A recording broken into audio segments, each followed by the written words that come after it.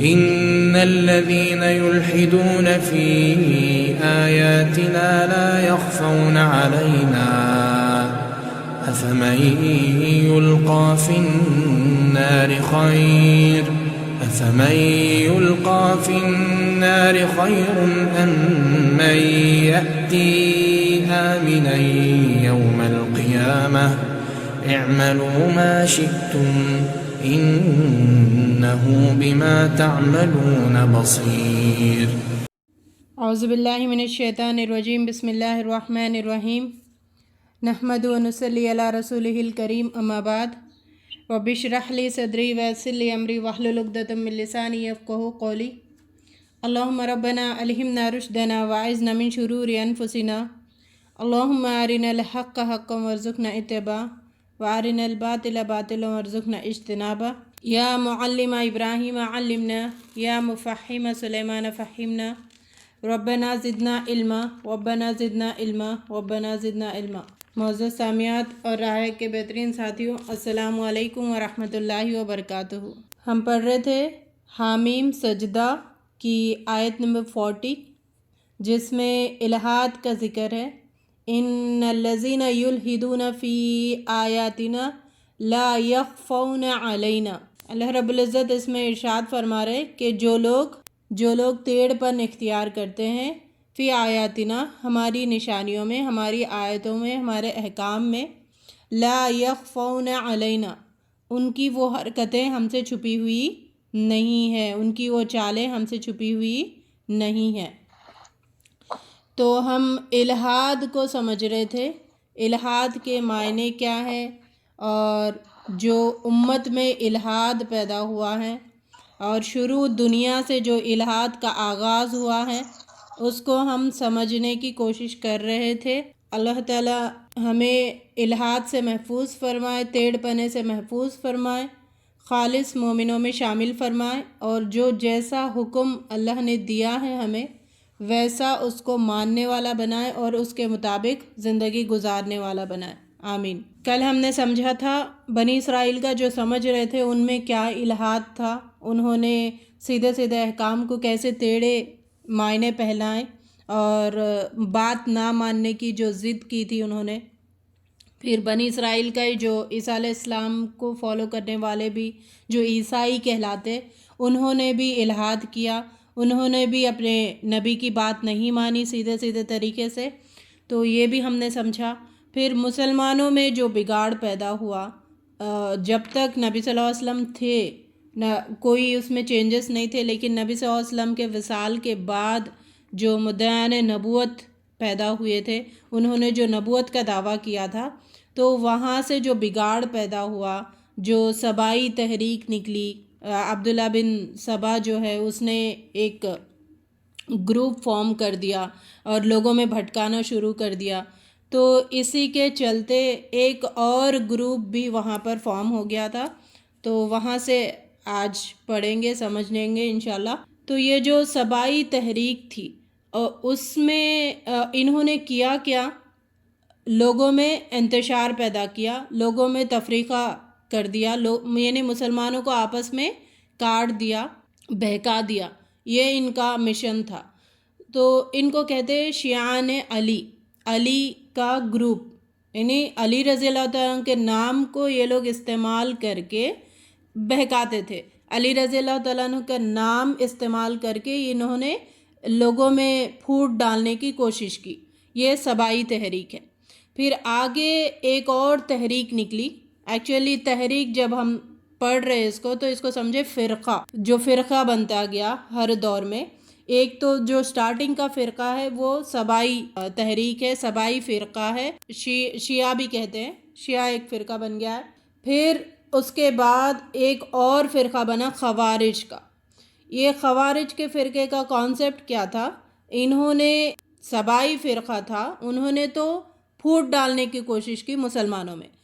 انہوں نے خوارج نے مسلمانوں کو مارنا اور دنگے فساد کرنا، قتل غارت گری کرنا، ان کا یہ مشن تھا. ان کے اندر یہ چیز تھی کہ ہلاک کرنا، تو یہ شدت بڑھ گیا تھا. تو اس کے چلتے ہم دیکھتے ہیں کہ عثمان رضی اللہ تعالیٰ عنہ شہید کیے گئے، حضرت علی رضی اللہ تعالیٰ عنہ کا اور امیر معاویہ رضی اللہ تعالیٰ عنہ ان کو شہید کرنے کی انہوں نے کوشش کی.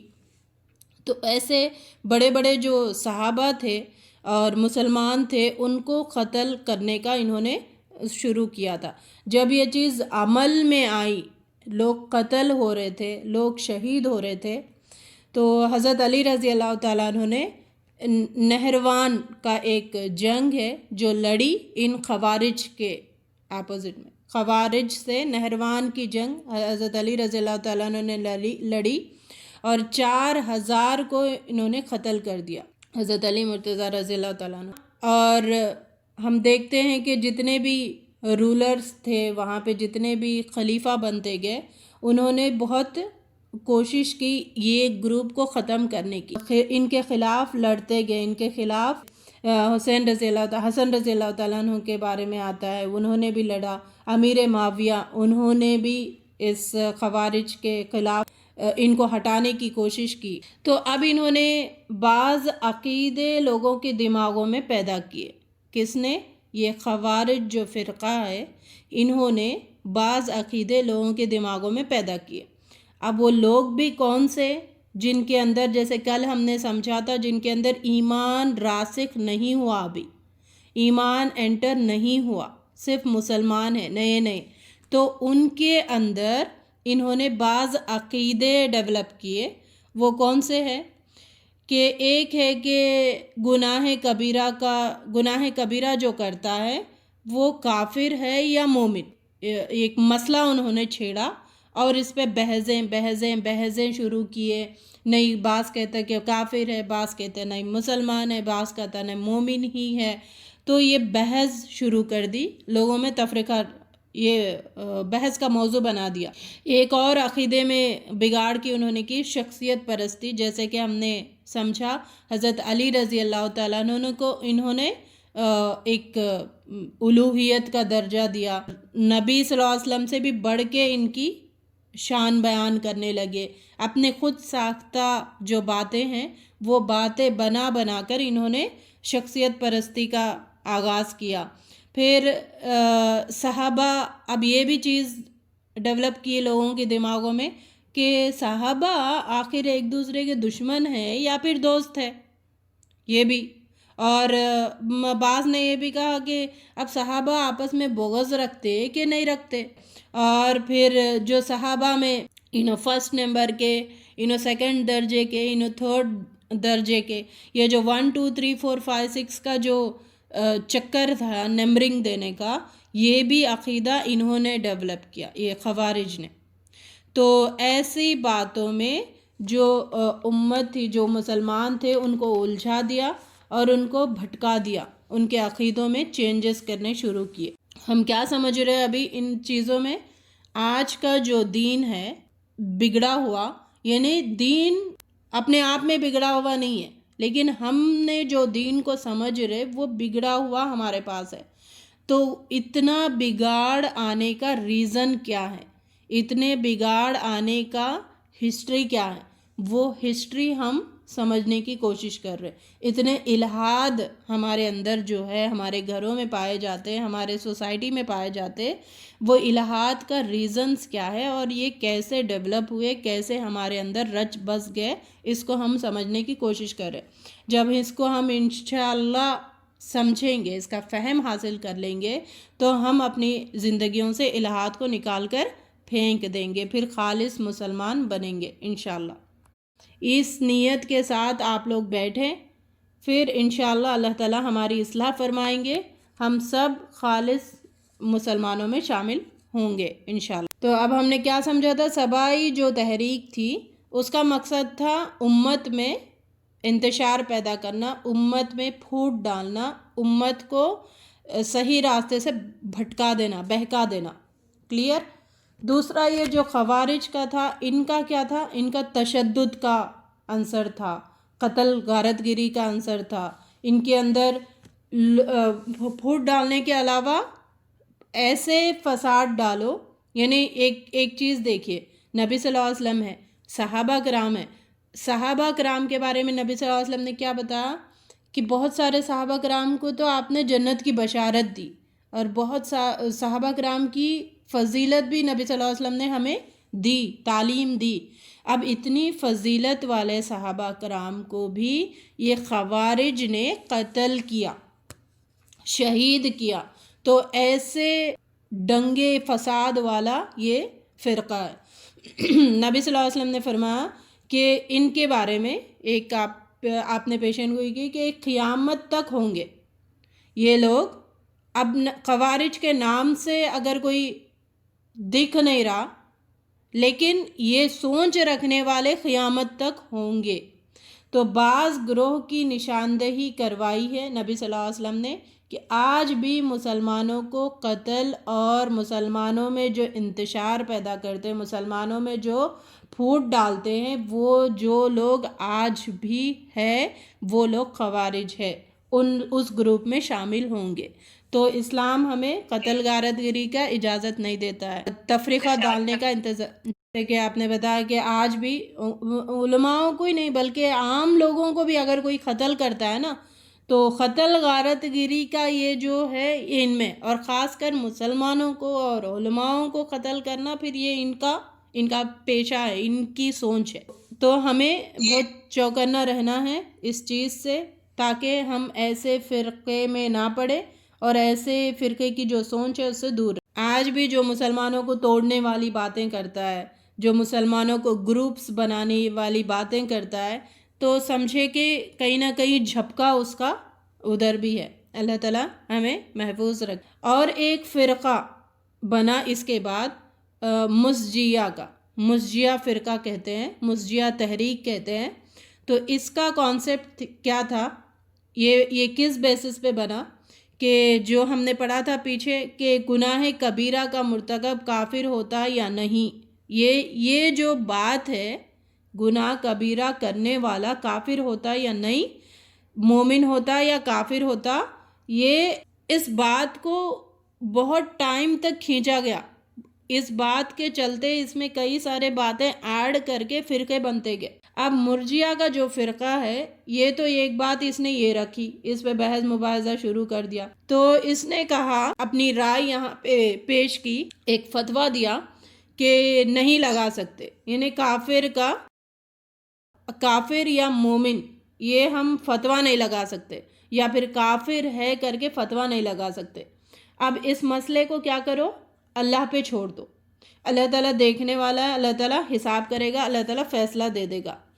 اب جب قرآن اور حدیث سے ہمیں سیدھی سیدھی دلیل ملتی ہے، تو انہوں نے کیا کہا، نہیں ایسے فتوے مت دو، وہ اللہ پہ چھوڑ دو، فیصلہ اللہ پہ چھوڑ دو۔ تو ایسی سوچ ڈیولپ کر کے انہوں نے ایک اور فرقہ بنا دیا۔ فرقے جو مسلمانوں میں کیسے پیدا ہوئے، نبی صلی اللہ علیہ وسلم نے کہا کہ کتنے فرقے بنے، 73 فرقے مسلمانوں میں ہوں گے۔ تو یہ جو فرقے بنے کیسے بنے، اس کا ہم پڑھ رہے، سمجھ رہے۔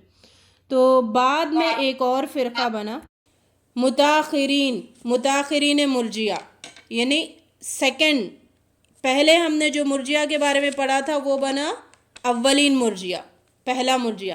یہ متاخرین نیکسٹ، اس کے بعد آنے والا مرجیہ، ایک اور سیکٹ ہے۔ مرجیہ کے نام سے 2 سیکٹس بنے کہ ان کا کیا کانسیپٹ تھا، انہوں نے کیا کہا کہ ایمان کو گناہ کچھ نقصان نہیں پہنچا سکتا۔ بہت غور سے سنیں، اس کی دلیل انہوں نے یہ دی کہ حالت کفر میں اگر کوئی کافر ہے، وہ کتنا بھی اچھا کام کرے، کتنے بھی آپ نیک سے نیک کام کریں، لیکن اس کو اللہ تعالیٰ کیا کریں گے، انٹو 0 کریں گے، ملٹیپلائی 0 کریں گے، ٹھیک ہے۔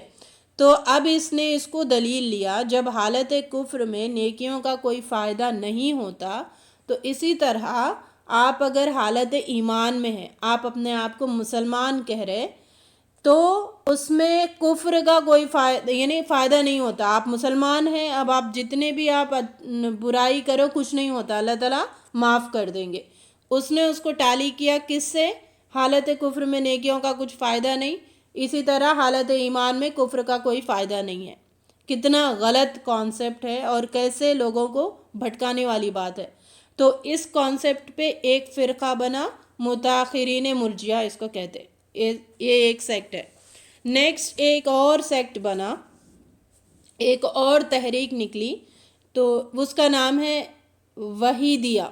وحیدیہ ایک فرقہ بنا۔ ان کا کانسیپٹ کیا تھا؟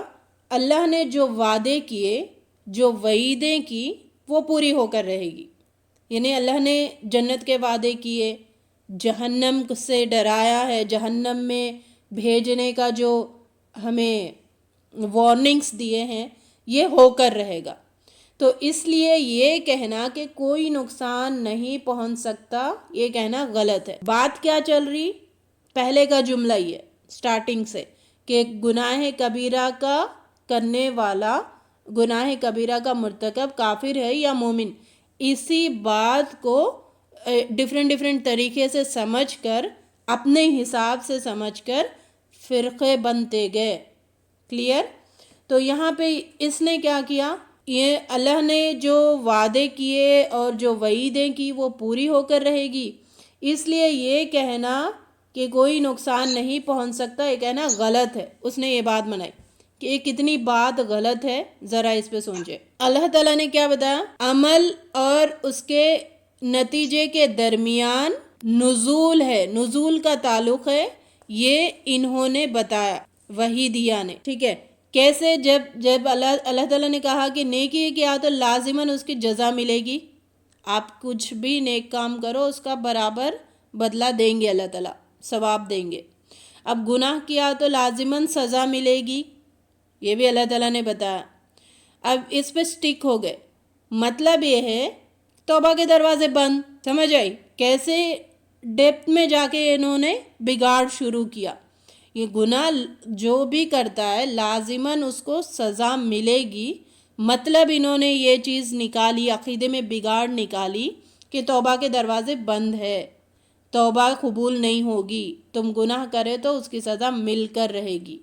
تو یہ انہوں نے اپنی عقل پر یہ بات کی اور لوگوں کے عقیدوں کو بگاڑنے کی کوشش کی، تو یہ فرقہ بنا وحیدیہ کا۔ پھر آگے بنے جبریہ کا، اور یہ قدریہ کا فرقہ ہے۔ یہ جبریہ اور قدریہ فرقے کس بیسس پہ بنے ہیں؟ کربلا کا واقعہ ہوا تھا، کربلا کے واقعے کو لے کر فرقے بنے۔ جبریہ کہتا ہے جو بھی ہوا ہے سچویشن، وہ اللہ تعالیٰ نے تقدیر، اللہ تعالیٰ نے لکھ دیا ہے، اللہ تعالیٰ نے تقدیر لکھ دی ہے، اس وجہ سے وہ واقعہ ہوا، تو اب اس پہ کوئی بحث نہیں کریں گے۔ یہ جبریہ کا سوچ ہے۔ قدریہ جو ہے ان کا سوچ کیا ہے؟ ایسے کیسے؟ تقدیر لکھ دی گئی ہے، لیکن اللہ تعالیٰ نے ہمیں اختیار بھی دیا نا، تم ہاتھ اٹھاؤ تو کام ہوگا، تم پیر اٹھاؤ گے، ہلاؤ گے تو آگے جاؤ گے، ورنہ تم بیٹھے رہو گے اور تقدیر میں یہ چیز ہے کر کے تم خاموش بیٹھو گے، یہ چیز ہضم ہونے والی بات نہیں ہے نا۔ تو قدریہ کا مسئلہ یہ ہوا، انسان کو اللہ تعالیٰ نے اختیار دیا ہے۔ اب اس بات کے چلتے بہت ساری بحث انہوں نے شروع کر دی، بہت ساری باتیں اپنے خود ساختہ ڈیولپ کیا، پھر ایک فرقہ بن گیا۔ کلیئر؟ پھر ایک فرقہ بنا معتزلہ کا۔ یہ فرقہ کیسے بنا تھا؟ حسن بصری رحمۃ اللہ علیہ کے درس میں ایک شخص بیٹھا ہوا تھا، اس سے حسن بصری سے کسی نے سوال کیا اس محفل میں کہ آپ بتائیں کہ جو گناہ کا، کبیرہ گناہ کا مرتکب ہوتا ہے وہ کافر ہے یا مسلمان؟ تو اس میں سے ایک شخص تھا، وہ بول پڑا۔ ابھی حسن بصری رحمۃ اللہ علیہ نے جواب نہیں دیا، لیکن اس نے بول دیا، اس نے کہا المنزلۃ بین المنزلتین، یعنی یہ درمیان میں ہے، بیچ میں ہے، نہ کافر ہے نہ مومن ہے۔ اس نے جواب دے دیا۔ اب جواب دینے کے بعد اس نے ایک اور کام کیا کیا، مسجد کے کسی کونے میں جا کر بیٹھ گیا اور لوگوں کو اکٹھا کیا اپنے درمیان، پھر سمجھانے لگا کہ میں نے یہ بات کیوں کی، ایکسپلینیشن دینا شروع کیا۔ جیسے ایکسپلینیشن دینا شروع کیا تو حسن بصری نے کہا اعتزل عنہ، یہ ہم سے الگ ہو گیا۔ یہاں سے وہ شخص معتزلہ کا گروپ فارم کیا۔ فقہا ہے ان کا جو بایوگرافی ہم پڑھ رہے تھے، اس میں ہم نے کئی سارے خلافت، کئی سارے دور کا ہم نے پڑھا تھا۔ تو اسلام کا جو فقہ کی ہسٹری ہے اس میں پہلے تو کیا تھا، اسلام جب تھا نبی صلی اللہ علیہ وسلم کے بعد خلفائے راشدین کا دور تھا۔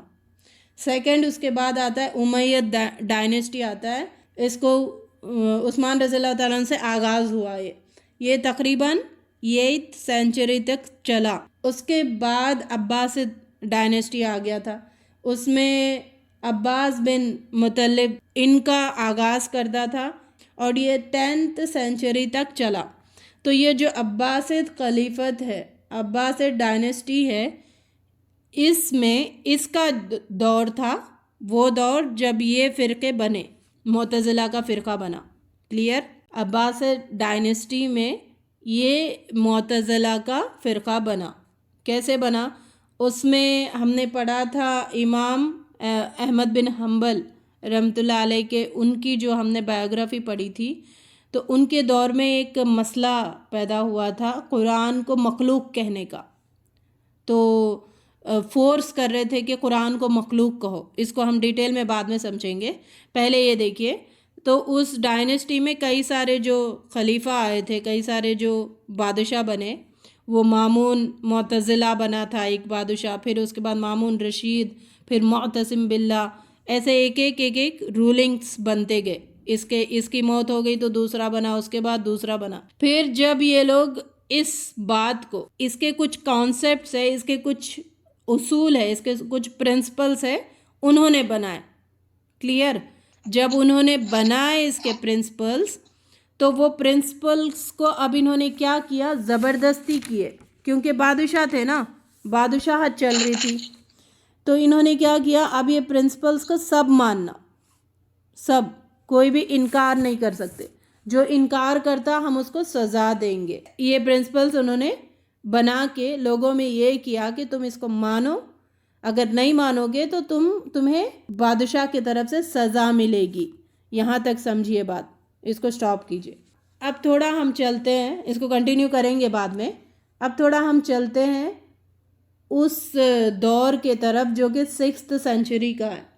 6th سینچری میں کیا ہوا، مسلمانوں میں فلسفے نے بڑا اہم رول ادا کیا۔ فلسفہ کسے کہتے ہیں؟ فلاسفی کسے کہتے ہیں؟ فلاسفی وہ ہے جو ہمارے آؤٹ آف ریچ ہے، ہم جس تک نہیں پہنچ سکتے، جیسے یعنی جو کائنات سے اوپر ہے، اللہ تعالیٰ کے بارے میں ہے، فرشتوں کے بارے میں ہے، ایولیوشن کے بارے میں ہے، یہ ساری چیزیں، اور ہیومن کا جو سٹارٹنگ ہے، انسان دیکھ تو نہیں رہا نا، اس کو دکھا نہیں، آدم السلام آئے، اب ہم دیکھ پا رہے نہیں دیکھ پا رہے۔ اس زمانے میں بھی آدم السلام گزر کے کئی سال ہو چکے نا، آدم السلام کیسے آئے، پہلے انسان کیسا تھا، انہوں نے دیکھا نہیں، مشاہدہ نہیں کیا۔ اب اس کو ایولیوشن تھیوری سوچنے لگے، اچھا یہ ایسے ہو سکتا، یہ ایسا ہو سکتا ہے، اللہ تعالیٰ کیسے ہو سکتا، شاید اللہ تعالیٰ، یہ کائنات ہے نا، کائنات اللہ تعالیٰ کی ریفلیکشن ہے، نعوذ باللہ۔ ایسے انہوں نے تھنک کر کے بعض تھیوریز بنا کر، اور اس تھیوری پر جیسے ہم ایزیلی سمجھیں گے تو بعض فارمولاز بنائے، اس فارمولا پہ اگر کوئی چیز بات فٹ بیٹھتی ہے تو ہم اس کو مانیں گے، اگر اس فارمولا پہ ہمارے بنائے ہوئے، یعنی ان کے بنائے ہوئے فارمولاز پہ اگر وہ فٹ نہیں بیٹھتی تو ہم نہیں مانیں گے۔ یہ چیز جو ہے، یہ مسلمانوں میں جو مسلمانوں کے عقیدے تھے اس دور میں، یہ عقیدے، بات تو اچھی دکھ رہی نا، مزے کی دکھ رہی، اچھا یہ فارمولا پہ فٹ بیٹھ رہا ہے تو ٹھیک ہے مانیں گے۔ تو یہ فلسفی جو ہے، فلسفہ جو ہے، یونان سے شروع، یونانی فلسفہ اسے کہتے ہیں۔ یونانی فلسفے نے مسلمانوں کے عقیدوں میں بہت زیادہ کام کیا۔ مسلمان مغلوب ہو گئے اس کے چلتے، یعنی انہوں نے سرنڈر ہو گئے، اس کو پسند کرنے لگے، اس میں ڈوبتے چلے گئے یونانی فلسفوں میں۔ پھر کیا ہوا، اس میں جیسے ہم نے سمجھا کہ اللہ تعالیٰ کی ذات کے بارے میں، اللہ تعالیٰ کی صفات کے بارے میں اختلاف کرنا، بحث کرنا، اس کو تھیوری سے اور یا پھر فارمولے سے سالو کرنے کی کوشش کرنا، نبی صلی اللہ علیہ وسلم کے مقام کو، جیسے سایہ ہے نہیں ہے نبی صلی اللہ علیہ وسلم کا، پسینہ آتا تھا آپ کو نہیں آتا تھا، یہ ایسی باتیں جو ایرریلیونٹ ہے، جس سے ہمیں ہمارے ایمان یا عمل میں کوئی چینجز آنے والے نہیں ہیں۔ ہاں عقیدے میں بگاڑ ضرور آتا ہے، تو ایسی چیزوں کو انہوں نے مسئلے بنانا شروع کر دیا، اور انہوں نے جو پرنسپلز بنائے تھے، جو اصول بنائے تھے، وہ اصول کو بھی انشاءاللہ آگے سمجھیں گے۔ تو وہ اصول کو مسلمانوں نے یہ جو یونانی فلسفے کا عینک لگا کر سمجھنے کی کوشش کی۔ بات سمجھ آئی؟ انہوں نے اسلام کی باتوں کا بھی، اللہ تعالیٰ کے احکام کو بھی یونانی عینک لگا کر، یعنی یونانی عینک کیا ہے؟ ان کے جو پرنسپلز ہیں، ان پرنسپلز پہ ڈھال کر سمجھنے کی انہوں نے کوشش کی۔ جب ایسی کوشش شروع ہو گئی، ہمارا تو سورس آف نالج کیا ہے؟ 2 ہے، قرآن اور حدیث، بس اس سے ہمیں آرام سے بات سمجھ آ جاتی ہے۔ اب جب جو بات سمجھ نہیں آتی، جو ایمانیات سے تعلق ہے، جو غیبیات سے تعلق ہے، اس کو سمجھنے کی ضرورت نہیں ہے، اس پہ ایمان لانے کی ضرورت ہے۔ کلیئر؟ بس ایمان ہو گیا، اللہ تعالیٰ ہے، ہاں ہے، میں مان رہی ہوں، بس تقدیر اللہ تعالیٰ نے لکھ دی، ہاں لکھ دی، پتہ ہے، فرشتے ہیں، ہاں ہم مان رہے، بس غائب کی جو چیزیں ہیں اس کو سمجھنے کی ضرورت نہیں ہے۔ ہمیں سمجھنے کی کیا ہے؟ دین کو سمجھو، غیب کی باتوں کو سمجھنے کی، غیب کے باتوں میں بحث مباحثے کرنے کی، اس پہ غور و فکر کرنے کی ضرورت نہیں ہے۔ اسی لیے اللہ تعالیٰ قرآن میں کیا فرما رہے؟ وَالَّذِينَ يُؤْمِنُونَ بِالْغَيْبِ، ایک متقین کی کوالٹی ایک ہے نا، جو ایمان لاتے ہیں غیب پر، غیب کی باتوں پر۔ اب یہ یونانی فلسفے نے غیبیات کو پریفرنس دیا، اس پہ بحث مباحثے کرنے لگے۔ آج بھی دیکھیں اپنی حالت یہی ہوتی نا، سیدھا سیدھا دین ہے، احکام ہے، وہ مزے کے نہیں لگتے، لیکن ان باتیں، یہ جو غیبیات کی باتیں ہیں، کیونکہ اس میں تصور ہے نا، اچھا یہ بھی ہو سکتا، ایسا بھی ہو سکتا، یہ ادھر بھی ادھر بھی، تو یہ باتوں میں لوگوں کو مزہ آنے لگتا ہے، پھر اس میں ڈوبتے چلے گئے، پھر ان کے عقیدوں میں بگاڑ پیدا شروع ہو گیا۔ پھر مسلمان ہر بات کو سمجھنے کے لیے ان کے بنائے ہوئے عقل کے جو معیار ہے، ان کے بنائے ہوئے جو اصول ہے، اس پر ڈھال کر بات کو سمجھنے کی انہوں نے کوشش کرتے گئے۔ وہی کام ہوتا گیا، وہی کو بھی ایسی سمجھنا شروع کر دیے، عقل کو، اور وہی کو بھی عقل کے معیار پر سمجھنے کی کوشش انہوں نے شروع کر دی، اور جتنے بھی غیبیات ہیں اس کو بھی عقل کے معیار پر سمجھنے کی انہوں نے کوشش کی۔ انہوں نے کیا، جو یونانی اصول ہے، جو پرنسپلز ہے، اس کو انہوں نے کمپلسری کر دیا، بس اس کو ماننا ہی، اس میں کوئی چینج کرنا پسند نہیں آتا تھا ان کو۔ جیسے ہمارے یہاں ہوتا ہے نا، گھر کا کوئی سسٹم ہے، گھر کا نظام ہے، اس کو چینج کرنے کی کوشش کرو نا، پسند نہیں آتا، تو یہ انہوں نے کمپلسری کر دیا، اس میں چینج کرنا مطلب گناہ سمجھنے لگے۔ تو جب ایسی چیز ہو گئی تو کیا ہو گئی؟ اسلام کی بنیاد جو تھی وہ ہل گئی نا، لگ رہا ہے نا، اسلام کی جو بنیادیں ہیں، اسلام کے جو عقیدے ہیں، وہ ہلنا شروع ہو گئے، پلرز آف دا اسلام میں ہلاوٹ شروع ہو گئی، بگاڑ شروع ہو گئی۔ تو اب جیسے نئے نئے مسلمان ہوتے گئے نا، اب نئے نئے مسلمان تھوڑی نبی صلی اللہ علیہ وسلم کو دیکھے، تھوڑی صحابہ کو دیکھے، تھوڑی انہوں نے مکہ کا جو وحی کا دور دیکھا، نہیں دیکھے نا۔ آپ اور میں جیسے ہیں، ہم تو سنتے آ رہے یہ چیزیں، جیسے جیسے سنتے، اب تو اتنا میڈیا ہے، اتنا ہم سمجھ پا رہے، ڈیپتھ میں جا سک رہے۔ پہلے تو میڈیا کچھ نہیں تھا، کوئی بول دیتا تھا تو بس سن لیا، ہاں یہ چیز ہے، یہ چیز ہے۔ تو اب ان میں جو بگاڑ تھا، کیا تھا؟ اللہ کی ذات میں، اللہ کے صفات کے ریلیٹڈ انہوں نے غلط باتیں اپنی عقل سے سمجھنے کی کوشش کی، نبوت کے مقام کو سمجھنے کی۔ اور ایک ہے خلق قرآن کو اللہ کی مخلوق کہنا، انہوں نے ایک مسئلہ شروع کیا۔ مسئلہ کن پر بھی انہوں نے بحث کی۔ اللہ تعالیٰ کا کلمہ ہے نا، کن، کچھ بھی اللہ تعالیٰ کو کہنا ہوتا، حکم دینا ہوتا تو کن کہہ دیتے۔ اب لوگوں نے یہ بات شروع کی، اب کن جب کہیں گے تو اللہ تعالیٰ کے زبان ہلے گی، ہونٹ ہلیں گے، جب یہ چیز ہوں گی تو مطلب اللہ تعالیٰ چینج آ رہا ہے، کچھ چینج آ رہا ہے اللہ تعالیٰ میں، نعوذ باللہ نعوذ باللہ۔ تو یعنی ایسے باتیں بیان کر کے اللہ تعالیٰ کی ذات اور صفات پر حملے کرنا انہوں نے شروع کیا. یہ معتزلہ، یہ یونانی فلسفوں کا اثر ہوا تھا مسلمانوں کے عقیدوں میں. یہاں سے پھر ایک اور سیکٹ بنا تھا وحدت الوجود کا نام. وحدت الوجود یہ ایکچولی یہ صوفی میٹافزکس ہے، صوفیوں کا کانسیپٹ ہے. ان کے اندر یہ چیز ڈیولپ ہوئی. انہوں نے دا یونٹی آف ایکسسٹنس کے بارے میں ایک تحریک شروع کی. بہرحال یہ جو ہم صرف نام لے رہے، اس کے ڈیٹیل میں جائیں گے تو ہمیں ان کا کلیئر پتہ چلے گا. میں آپ کو صرف کانسیپٹ ان کا جو ہے ایک تحریک جو تھی اس کو بتا کر آگے بڑھ رہی، تاکہ ہم صرف الہاد پر روشنی ڈالیں. جو بگاڑ ہے لوگوں میں اس پر روشنی ڈالتے ڈالتے آگے چلیں گے، اور ہم ساتھ اپنا بھی محاسبہ کرتے جائیں گے کہ ہمارے پاس کیا الہاد ہے، ہم کیا فساد ہو رہا ہے ہماری زندگیوں میں دین کے مطابق. اب جو مسلمان تھے اس دور کے، انہوں نے یہ یونانی فلسفے سے متاثر ہو کر جو یعنی ڈائریکٹلی انہوں نے متاثر ہوئے اس سے، اور انہوں نے اس کو اپنے لائف میں انوالو کر دیا. اس میں نام آتے ہیں الکندی، ایک نام آتا ہے جو ڈائریکٹلی متاثر ہوا اور اس کو اپنی زندگی میں لے کے آ گیا. العرابی ایک نام آتا ہے، ابن سینا کا بھی نام آتا ہے. ان سب نے یونانی فلسفوں سے اتنا متاثر ہوئے اور اس میں انوالو ہو گئے. ٹھیک ہے، اب کیا ہوا، جب باطل ہوگا تو اللہ تعالیٰ تو باقی رکھیں گا نا اپنے نور کو. تو اللہ تعالیٰ اپنے نور کو باقی رکھنا تھا. جب نور کو باقی رکھنا ہے تو یہ غلط کے لیے، غلط کے مقابلے میں حق کو بھی اٹھائے گا نا. تو اللہ تعالیٰ حق کو یہاں پر اٹھائے امام غزالی کے شکل میں.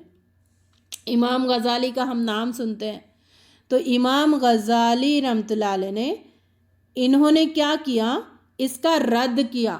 یہ جو فلسفی ہے، یونانی فلسفہ ہے، اس کو انہوں نے ڈیفیٹ کرنے کی کوشش کی، رد کیا. یہ غلط ہے. فلسفے کے جو عقیدے ہیں اس کو انہوں نے رد کرنے کی ایک مشن بنائی، اس پہ کام کیا. ایک اور نام آتا ہے امام رازی، امام غزالی. ان دونوں نے محنت کی سٹارٹنگ میں. اب انہوں نے کیسے کیا، ان کا کانسیپٹ کیا تھا، کیسے انہوں نے اس کو ڈیفیٹ کیا. ان کے جو اصولس ہے، جو پرنسپلس ہے، یونانی فلسفے کے جو پرنسپلس ہے، اس پرنسپلس کو یوز کر کے ہی غلط ثابت کیا ان پرنسپلس کو. جیسے بعض میتھمیٹکس کے بہت شارپ ہوتے، جو فارمولاز ہوتے ہیں، وہ فارمولاز کا ایسے وہ استعمال کرتے کہ سامنے والے کو ہرا دیتے. ہوتا ہے نا یہ. تو ایسی انہوں نے انہی پرنسپلس کو استعمال کر کے پرنسپلس غلط ہے کر کے ثابت کرنے کی انہوں نے، تو ان کا بہت حد تک کامیاب بھی ہوا. یہ انہوں نے سٹارٹنگ اپنی سوچ کے مطابق انہوں نے کیا کہ ان کو ان سے ہی مارو. جیسے لوہا لوہے کو کاٹتا ہے، زہر زہر کو کاٹتا ہے، اس طرح انہوں نے وہ فلسفے کے جو یونان کے رولز ہے، اصول ہے، ان اصولوں کے تحت ان کو جھوٹا ثابت کیا. اب انہوں نے کتابیں لکھی. امام غزالی نے مقاصد الفلاسفہ، یہ کتاب انہوں نے لکھی، مقاصد الفلاسفہ لکھی. اور ایک لکھی تحافت الفلاسفہ، یہ بھی انہوں نے لکھا، جس میں ان دونوں میں بھی فلسفوں کا رد ہے، فلسفی کا رد کیا گیا.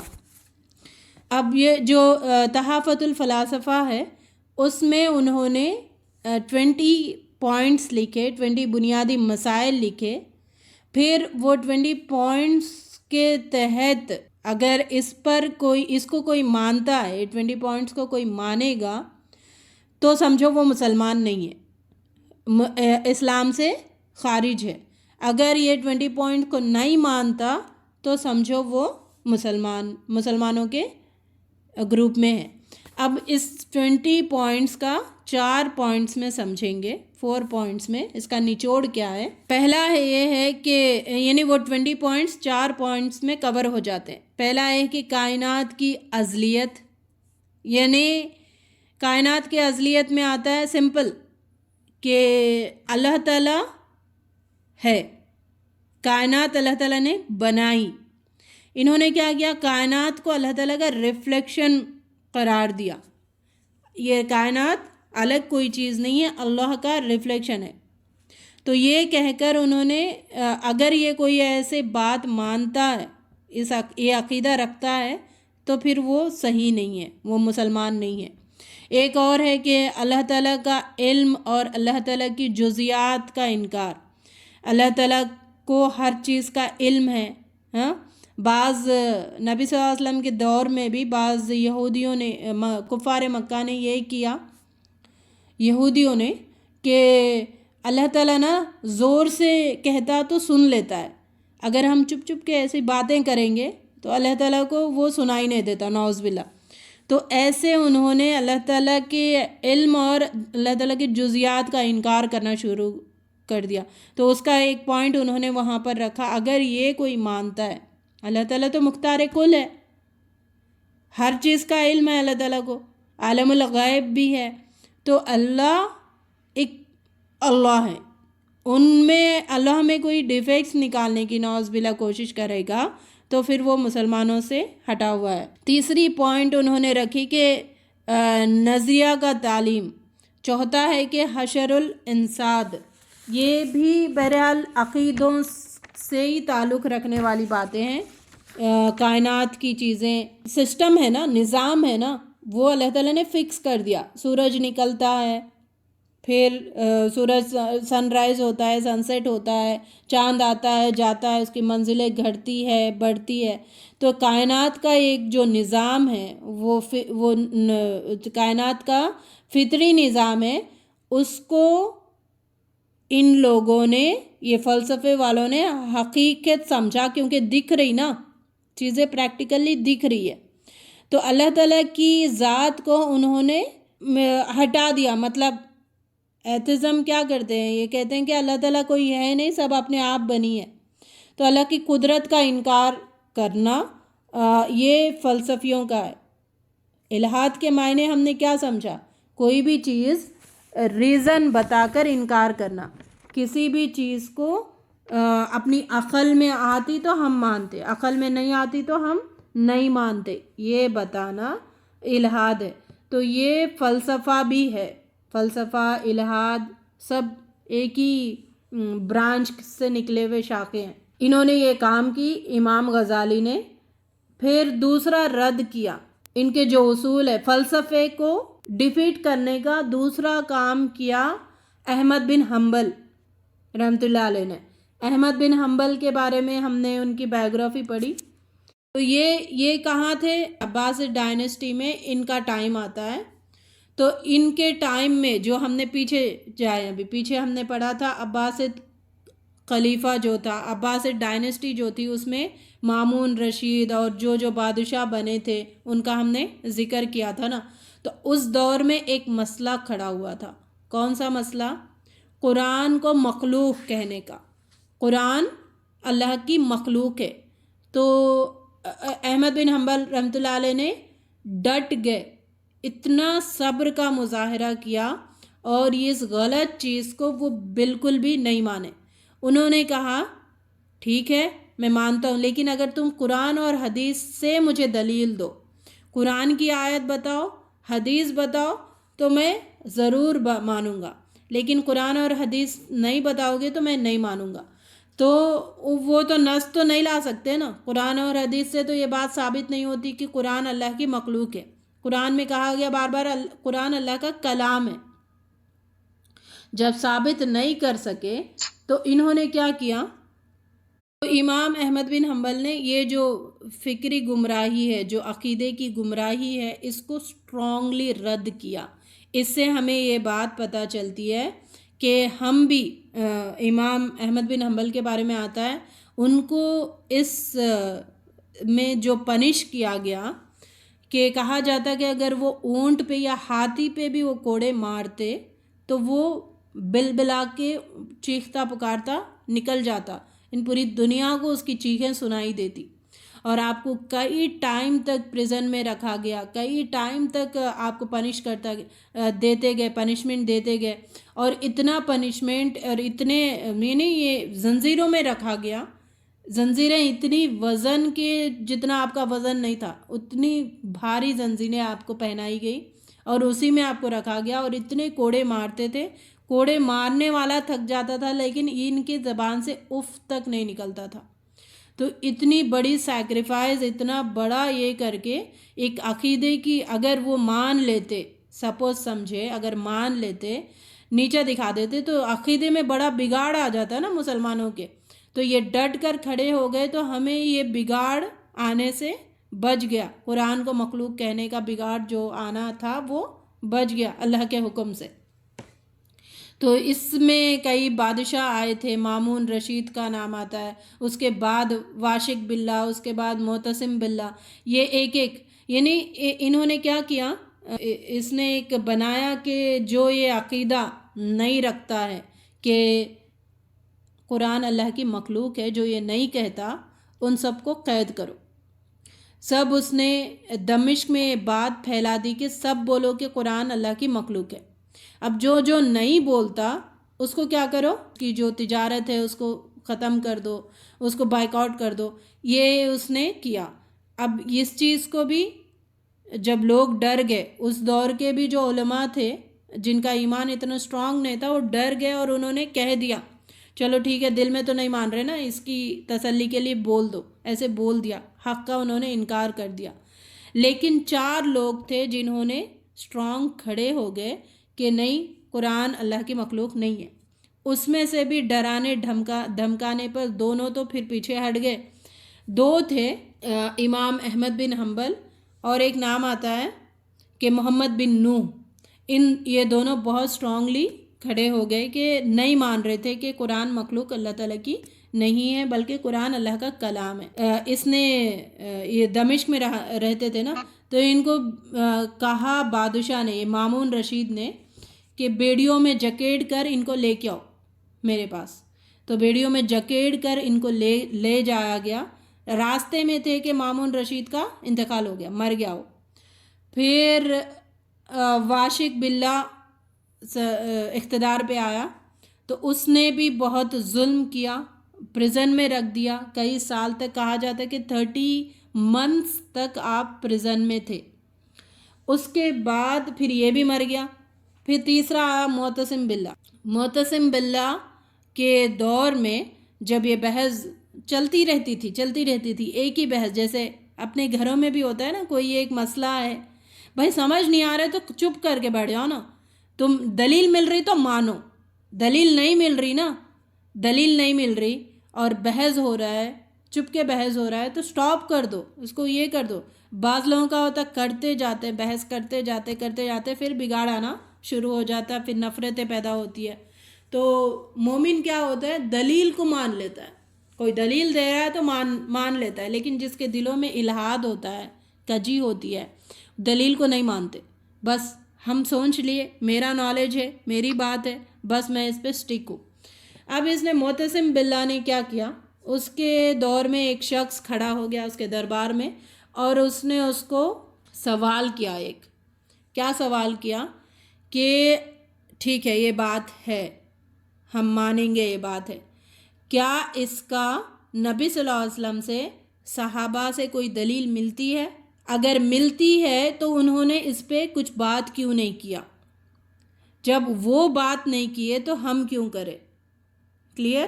جب وہ لوگ بات نہیں کیے تو ہم کیوں کریں؟ جب وہ لوگ خاموشی اختیار کیے تو ہم بول کر کیا گنہگار نہیں ہوتے؟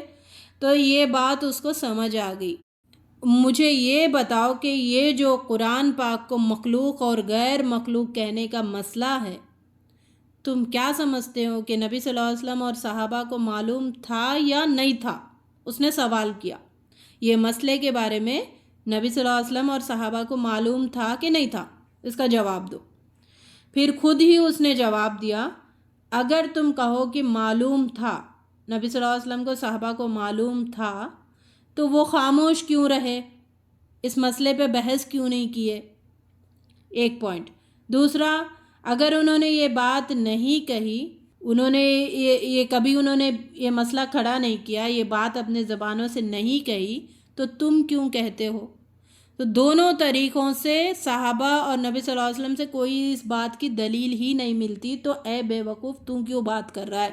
یہ شارٹ میں سمجھ آنے کے لیے. تو جب ان کو نہیں معلوم تھا، جو بات اللہ اور رسول کو نہیں معلوم تھی، اور تمہیں کیسے معلوم؟ جب ان کو نہیں پتا تو تمہیں کیسا پتا؟ جب وہ لوگ بات نہیں کیے اس بارے میں تو کیوں بات کرے گا؟ تو اس کو بات سمجھ آ گئی واسق باللہ کو، اور وہ پھر خاموش ہو گیا. پھر احمد بن حنبل رحمۃ اللہ علیہ کو اس نے چھوڑ دیا، آزاد کر دیا. یہ مسئلہ کھڑا ہوا تھا اس دور میں، عباسد ڈائنسٹی میں، قرآن کو مخلوق کہنے کا. پھر اگر یہاں پہ دیکھیں، تھوڑا غور کریں، امام احمد بن حنبل اگر ڈٹ کر نہیں کھڑے ہوتے حق پر، ڈٹ کر کھڑے ہونا اس کو کہتے، استقامت اس کو کہتے. حق ہے، حق ہے، بس تم کوڑے بھی مارو، تم مجھے پریزن بھی کر دو، تم کچھ بھی کرو، تم قتل بھی کر دو مجھے، لیکن میں حق کو حق کہہ کے ہی رہوں گا، حق کو حق کہہ کے ہی رہوں گی. یہ چیز ہمارے اندر پیدا ہونا ہے. اچھا، وہ اصول تو ہم نے نہیں سمجھے نا. وہ اصول کیا ہے یونانی فلسفے کے؟